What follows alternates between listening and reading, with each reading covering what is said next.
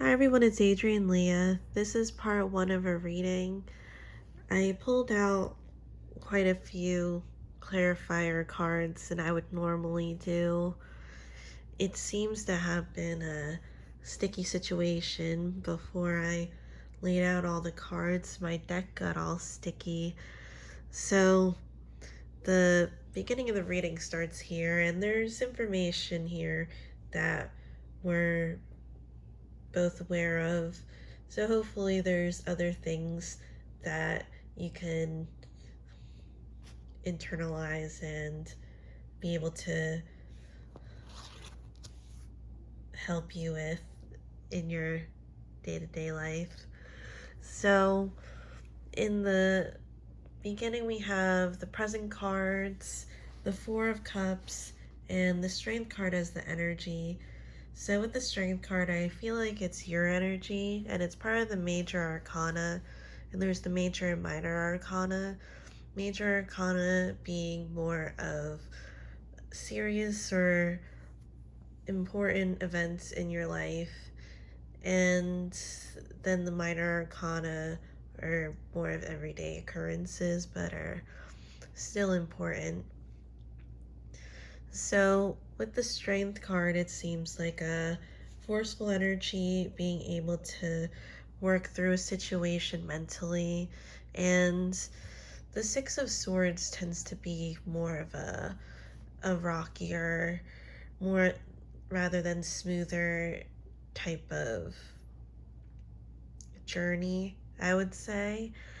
And with the Knight of Swords is one that can be tougher with moving forward because the knights are ones that are still more in the process of testing the waters, and on the younger side, and when we're looking at that, it could be the earlier stages of a situation because they're part of the court cards with the page, knight, queen, and king. The Knight of Swords here is also led by his or her heart, so being able to work with that and moving forward, there's some push and pull with that. And typically with the Six of Swords, it's traditionally shown with figures in a boat, and one side of the boat is smooth waters and the other side is rocky waters. So it can be an indication that it's more of a rockier journey. With the underlying energy linking with the Four of Cups, you can see that there's two figures here. They kind of mirror each other, but the one on the right side has a mask, looking like they're trying to mask something or ignore or disengage in a situation. But since it's mirroring the other figure, it looks like they're fully aware about the situation. And seeing the clouds at the top, it's not the best of the situations. So you have the clarifying cards with the Two of Pentacles, and even with the Two of Pentacles in the beginning, it seems like there could have been something off. It's almost like if you're dealing with a merchant that you don't really know much about their products or how they're trying to sell it or what their motives are behind it, even where the products are coming from, but there's a sense of keeping your watch on it, or this person. Then you have the Queen of Wands. Queen of Wands is on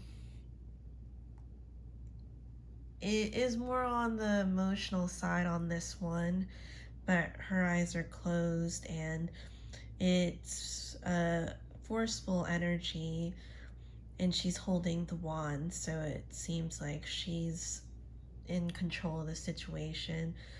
but it doesn't look like a situation that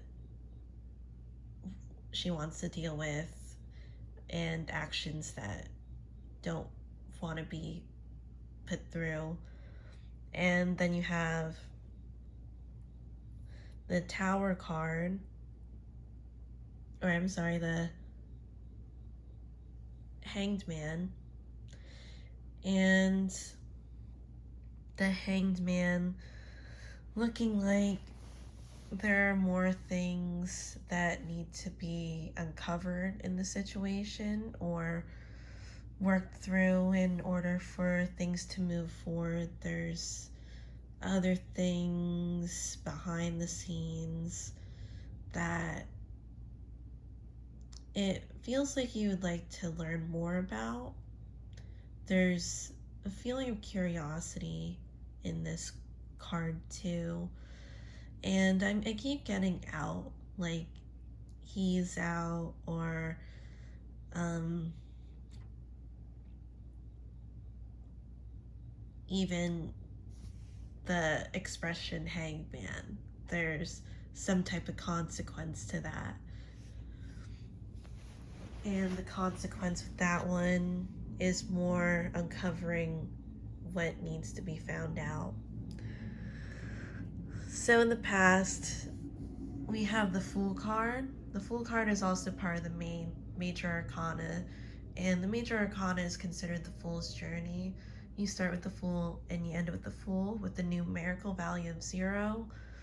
So it looks like it's more focused on the figure in the front and taking on the actual name of the card, the Fool. There has been some actions that haven't been thought through, and there is more of an impulsiveness. But I'm also sensing the further future, because we have the immediate future of the Six of Pentacles, and the Six of Pentacles could be some compromise. You see multiple figures in these cards, and multiple meaning more than 2 people. So there's a lot of interaction between multiple people. There's the other court card, because we have a couple. We have the Queen of Wands, I feel like is your energy. I don't feel like this is your energy. This is the Knight of Wands, and we also have the clarifying card, the Knight of Swords.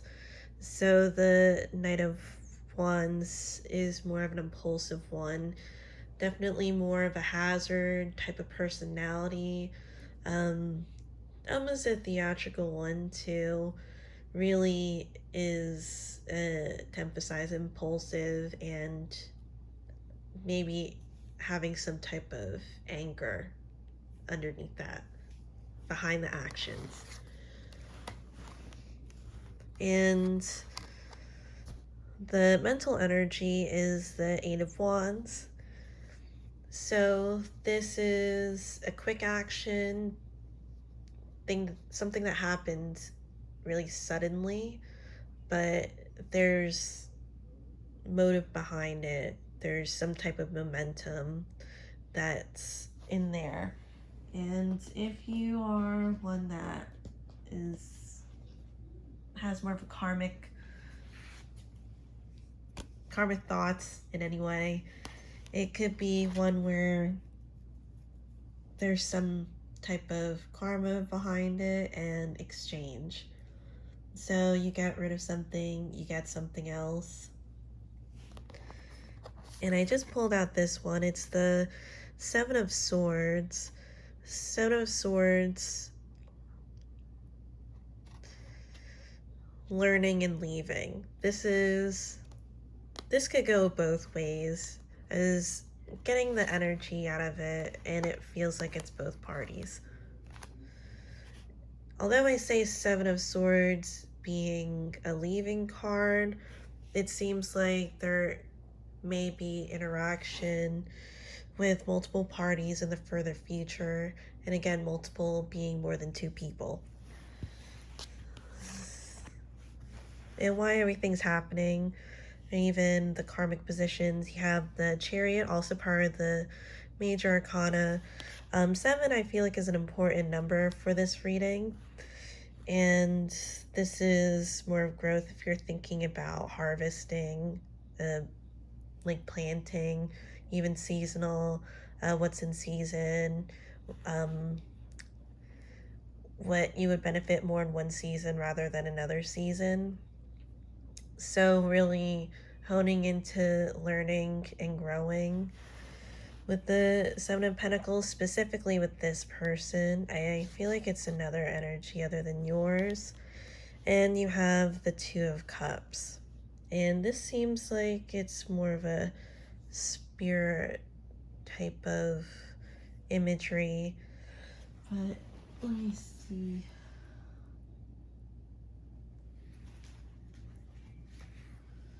Then you have the Justice card. And this deck is the Tarot of the Elves. And it's a journey of a archetype that relinquishes his mother's death because she was murdered. So this is the Justice card. And since it feels like it's been in reverse, if you read reversals in this reading, it feels like an upright card in the karmic position. So something that wasn't made right before is going to be made right. With the judicial system, it takes time. Not saying it's going to involve that, but it's a tedious process on both ends. And going back to the Chariot card, you see that there's different figures or horses here, archetypes, and there's going to be a choice because if you're in control of the situation, you'll control what type of path you'll choose and who you're going to leave behind, because you see in the back there's the figures in the castle, maybe leaving something that felt like it was grand, and then maybe you'll go to more of a simpler type of lifestyle. And maybe simpler being the Seven of Cups. The Seven of Cups is more of narrowing it down. So you might learn something that you haven't really experienced in the past. It could be developing a hobby that you have or an interest. So with the environment card is interesting because it's the Nine of Cups. And what's interesting about the Nine of Cups is that the Nine of Cups, it's usually a jovial type of I got what I wanted, and since it's more towards the end, it's kind of an expectancy that there is some type of progress going towards it. But seeing the cards that, especially like the Eight of Wands, of happening abruptly, it could have just jumped to the, like a person could have just like stolen the throne. And with the other figure, it seems like there's a lot of power behind the personality, like they're really power driven. And with the High Priestess can be hidden knowledge, can find out things that was behind the veil, if you want to really put it towards a traditional meaning of it. So finding something out that maybe you weren't supposed to, and this is the fresh beginning. I feel like some cards, like with the Ace of Cups, it's overflowing water. The cups a lot of times depicting love and relationships on more of a surface level, and even the dynamics with that. So I feel like it's an overflowing cup here, and there's a lot going on at that. And with the Seven of Cups, I feel like that's why it's saying to narrow down. Then the hopes and fears position, you have the main card that first came out is the Nine of Wands. The Nine of Wands is really working and feeling the exhaustion of working to get the King of Cups, and the King of Cups is a type of archetype that is ideal because it's one where there's respect in that relationship and being able to have emotional boundaries. And in the further future, there's interesting cards. The main card that came out is the Five of Swords, and it's not a bad sign. It's as above, so below, as without, so within. So it's below, it's tangible, it's earthly. And you have all the elements: water, fire, earth, air. The top is supposed to be ether, and then all together you have them in harmony. So it's complete. So this seems more of an aggressive turn, more of aggressive speech, something that can really turn opponents or make people into opponents, and even some type of ending streak, something to end the streaks, I guess. Clarified by the Six of Cups, and this can be a past card too, past relationships. So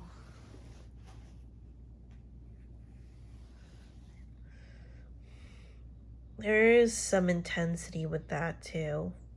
Emotions mixed with mentality. And this popped out.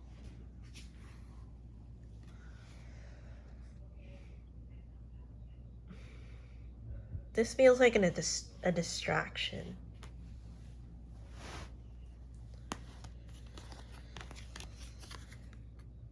Then you have, again, the Knight of Wands, which I feel like could go with the Five of Swords.